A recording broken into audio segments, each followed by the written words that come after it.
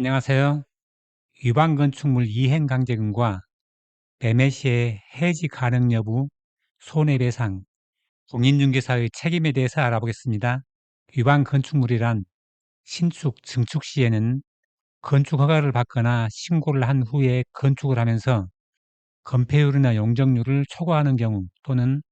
애초부터 허가를 받지 않거나 신고를 하지 않은 경우이고, 개축 및 재축에는 개축 및 재축 의 허가를 받거나 신고를 한 후에 종전 규모 범위를 초과해서 건축한 경우가 위반 건축물이 되겠고요. 위반 건축물에 대한 행정제재는 시정명령은 상당한 기간을 정해서 그 건축물의 철거, 개축,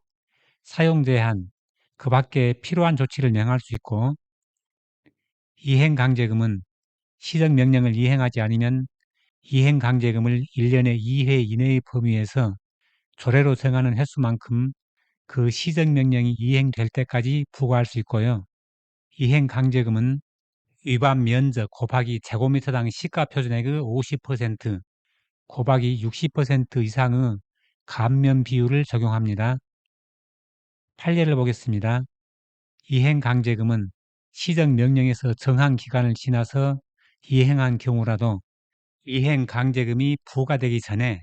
그 의무를 이행한 경우에는 이행강제금을 부과할 수 없고,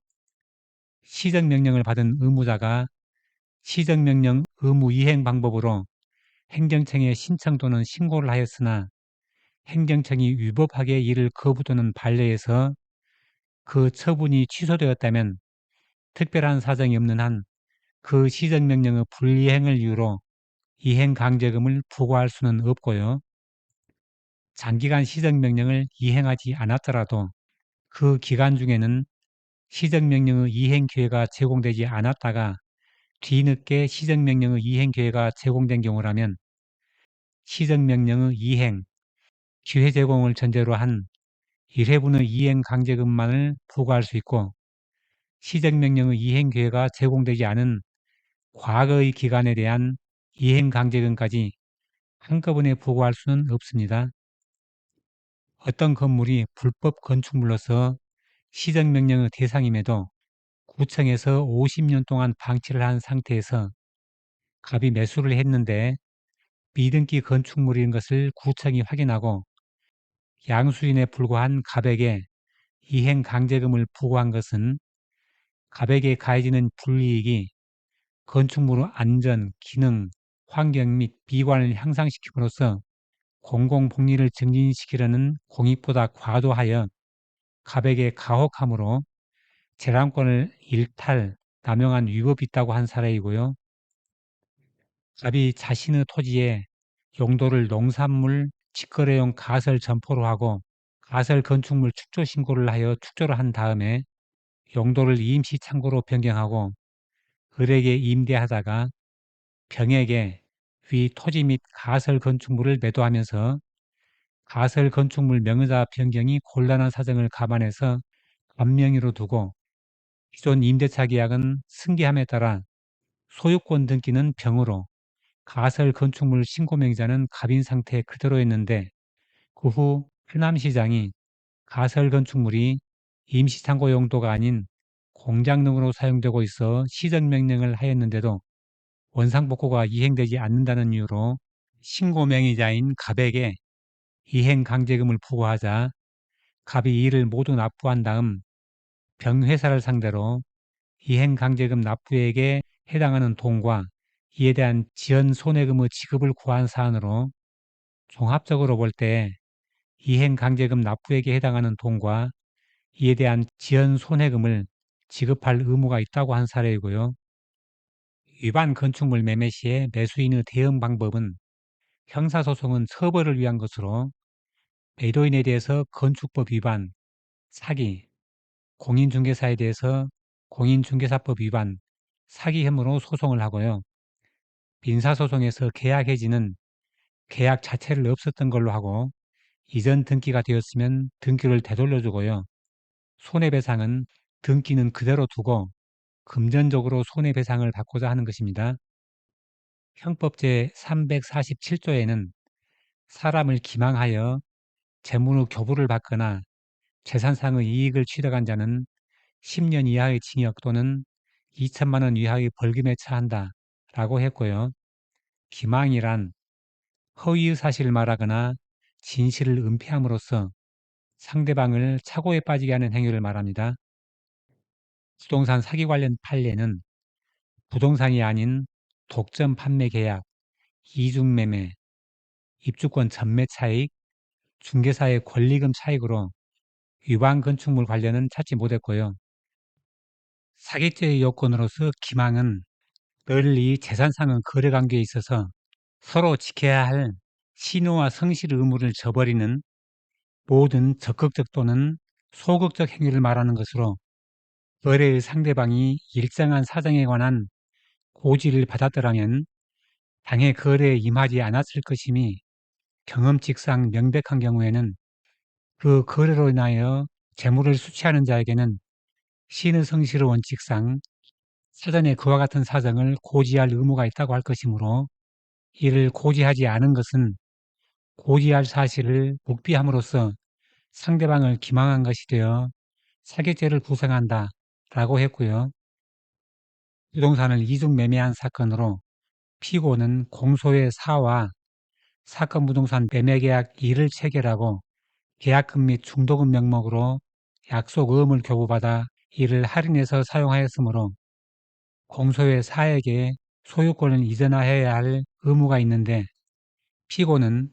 피해자 공소의 5에게 사건 부동산을 다시 매도하고 피해자로부터 매매 대금을 교부받더라도 소유권 이전 등기를 해줄 의사나 능력이 없음에도 공소의 사에게 소유권 이전 의무가 있다는 사실을 감춘 채 부동산 매매계약 2를 체결하여 30억 원을 편취하였다는 피해자 주장으로 원심은 유죄로 인정을 했는데 대법원 판단은 사기죄의 주관적 구성 요건인 남을 속여서 재물이나 이익 따위를 빼앗을 의도인 편취의 범은은 피고인이 자백하지 않는 이상 범행 전후 피고인의 재력, 환경, 범행의 내용, 거래 이행 과정 등과 같은 객관적 사정 등을 종합하여 판단할 수밖에 없다. 따라서 사실관계는 인정했지만 편취의 범위에 대하여 부인을 하였고 사기죄의 주관적 구성 요건인 편취의 범위까지 자백한 것이라고 볼 수는 없다고 할 것이다. 한편 부동산을 매매함에 있어서 매도인이 매수인에게 매매와 관련된 어떤 구체적인 사정을 고지하지 않음으로써 장차 매수인이 매매 목적물에 대한 권리를 확보하지 못할 위험이 생길 수 있음을 알면서도 매수인에게 그와 같은 사정을 고지하지 아니한 채 매매계약을 체결하고 매매 대금을 교부받는 한편 매수인이 그와 같은 사정을 고지받았더라면 매매계약을 체결하지 않거나 매매 대금을 지급하지 않았을 것임이 경험칙상 명백한 경우에는 신의 성실의 원칙상 매수인에게 미리 그와 같은 사정을 고지할 의무가 매도인에게 있다고 할 것이므로 사규죄의 구성 요건인 기망에 해당한다고 할 것이지만 부동산의 이중매매에 있어서 매도인이 제1의 매매계약을 일방적으로 해지할 수 없는 처지에 있었다는 사정만으로는 바로 제2의 매매계약의 효력이나 그 매매계약에 따른 채무이행에 장애를 가져오는 것이라고 할 수 없음은 물론 제2의 매수인의 매매 목적물에 대한 권리 실현에 장애가 된다고 볼 수도 없는 것이므로 매도인이 제2의 매수인에게 그와 같은 사정을 고지하지 않았다고 하여 제2의 매수인을 기망한 것이라고 평가할 수는 없을 것이다 라고 해서 사기죄를 인정하지 않았습니다. 부동산 중개업자인 피고인이 아파트 입주권을 매도하면서 그 입주권을 2억 5천만 원에 구하여 2억 9천5백만 원에 전매한다는 사실을 매수인에게 고지하지 않은 사안에서 피고인이 매수인을 기망하여 차액 4천5백만 원을 편취하였다고 보기 어려워서 세계죄가 성립하지 않는다고 본 사례이고요. 부동산 중개업자인 피고인은 독서실을 중개하면서 양도인으로부터 권리금 3천만 원을 받을 수 있도록 해달라는 요구를 받고도 양수인인 피해자에게 양도인이 4천만 원을 요구한다고 속이고 피해자로부터 4천만 원을 교부받아 3천만 원을 제외한 1천만 원을 편취하였다는 사안으로 원심은 피고인은 1천만 원이 양도인 측이 인정한 중개수수료 및 컨설팅 비용이라고 주장하고 있는데 피해자가 피고인에게 자신의 중개수수료 명목으로 이미 190만 원을 지급한 점에 비추어 볼 때 유죄를 선고하였는데 대법원 판단은 매매 계약이 있어서 매수인이 매매 목적물에 대한 권리를 확보하지 못할 위험이 생길 수 있음을 알면서도 매수인에게 그와 같은 사정을 고지하지 않은 채 매매 계약을 체결하고 매수인은 그와 같은 사정을 고지받았더라면 매매 계약을 체결하지 않거나 매매 대금을 지급하지 않았을 것임이 경험칙상 명백한 경우에는 매도인이 매수인에게 그와 같은 사정을 고지하지 않은 것이 사기죄의 구성 요건인 기망에 해당한다고 할 것이지만 이 사안은 매매로 인한 법률 관계에 아무런 영향도 미칠 수 없는 것이어서 매도인이 매수인에게 고지할 의무가 있다고 볼 수 없다고 하면서 사기죄 적용을 하지 않았습니다. 사고로 인한 해지 관련해서는 민법 제109조에 의사표시는 법률행위의 내용의 중요 부분에 착오가 있는 때에는 취소할 수 있다. 그러나 그 착오가 표의자의 중대한 과실로 인한 때에는 취소하지 못한다라고 했고요. 부동산 착오 관련 판례는 건축선 침범 사례만 있고 유방 건축물에 대한 착오 판례는 찾지를 못했습니다. 시고 매도인은 건물에 대한 매매계약 체결 직후에 건물이 건축선을 침범하여 건축된 사실을 알았으나 시고 매도인이 법률사무소에 알아보니 위 건물은 준공검사가 난 건물이므로 구청장을 상대로 철거 지시처분 취소 소송을 제기하면 틀림없이 이긴다고 하면서 변호사까지 소개하여 주는 등 전혀 문제가 없다고 하고 원고 자신도 그 변호사 사무실에 가서 상담을 하니 틀림없이 소송에서 승소할 수 있다고 하므로 위 건물의 일부가 철거되지 않을 것이라고 믿고 매매 계약을 해지하지 않고 피고에게 중도금 및 잔금을 지급하고 소유권 이전 등기를 격려한 사안으로 원고가 이 사건 매매 계약을 체결함에 있어서 그 내용의 중요 부분에 착오가 있는 때에 해당한다고 할 것이고 한편 피고 이와 같은 적극적인 행위에 의하여 원고가 착오에 빠지게 된 점, 원고가 이 사건 건물의 일부가 철거되지 아니할 것이라고 믿게 된 경위 등 기록에 나타난 재반 사정을 비춰보면 위 착오가 원고의 중대한 과실에 기인한 것이라고 할 수 없다라고 하면서 착오를 인정했습니다. 매도인과 중개업자에 대한 손해배상 관련 판례입니다. 매매 계약 체결 당시에 원고가 사건 건물 중 증축 부분이 건축법에 위반되어 철거하여야 하는 사정에 관한 고지를 받았더라면 매매 계약을 체결하지 않았을 것임이 경험칙상 명백하다고 보이는 바 매도인인 피고 피인은 위 증축 부분이 건축법에 위반되는 사정을 고지할 의무가 있음에도 불구하고 이를 위배하여 이러한 사정을 묵비하였고 중개업자인 피고 C는 중개 대상물인 위 증축 부분이 건축법에 위반되는지 여부를 확인하여 이를 설명할 의무가 있음에도 불구하고 이를 위배하여 위 건물이 적법한 건축물이라고 잘못 고지하였으므로 피고들은 연대하여 위 매매계약 체결로 인하여 원고가 입은 손해를 배상할 의무가 있다고 했고 불법 개조된 원룸을 원고에게 매매 계약을 하면서 피고 공인중개사가 작성한 중개대상물 확인설명서에는 개조된 사실이 기재되어 있고 원고가 직접 중개대상물 확인설명서에 자필로 서명하고 날인을 하였고 거부받은 건축물 대상을 통해 1층 일부가 실제 주차장으로 사용되고 있는지 여부, 지붕층에 옥탑방이 있는지 여부 등을 원고가 어렵지 않게 확인할 수 있었고 증인인 이 사건 건물의 매도인의 딸도 매매 당시에 피고들이 원고에게 위 용도 변경 내역에 대해 수차례 설명을 하였다고 분명히 증언하여 중개사의 확인 설명 의무에 대한 위반이 아니라고 보았고, 소위 공익중개사 의료중개로 병과 토지 및 지상 건물에 관한 매매 계약을 체결하고 소유권 이전 등기를 마쳤다가 이후에 창고가 무단 증축된 불법 건축물임을 알면서도 이러한 사실을 알리지 않아 창고 철거 및 신축 비용과 취득세 초과납부 손해를 입었다며 병에게는 기망의 행위로 인한 손해배상 책임과 예비적으로 매도인의 하자담보 책임을 구하고